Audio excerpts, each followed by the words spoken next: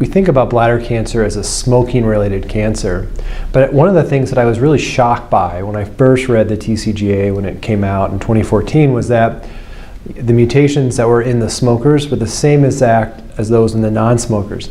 And it didn't make any sense to me how you can have a smoking-related cancer and then half your population who has the same exact tumor has the same mutation profile. So it just didn't make sense. So our group took the Cancer Genome Atlas data, which is publicly available.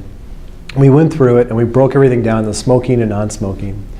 And we tried to say, what are the differences? Because we really thought that they would be very different. And we were shocked to find that, first of all, the overall number of mutations was not different. That's very different than lung cancer. Much higher rate of mutations in lung cancer in smokers than non-smokers.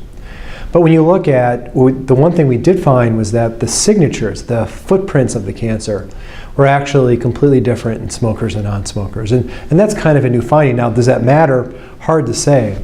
We were also shocked when we looked at the gene expression profile. When you looked at the differential gene expression, there wasn't anything different. So I think, looking at the smokers, we're not surprised that they have more mutations, but I think what we really don't understand at all is when you have a patient that comes in your office and they're a non-smoker, they don't really have any toxin, carcinogen exposures at all, and they have a pretty aggressive cancer. Where did that come from?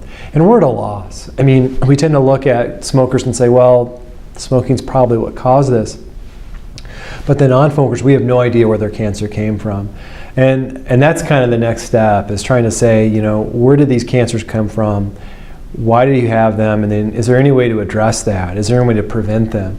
Are there any targets for your therapy? And so I think that's going to be the next step.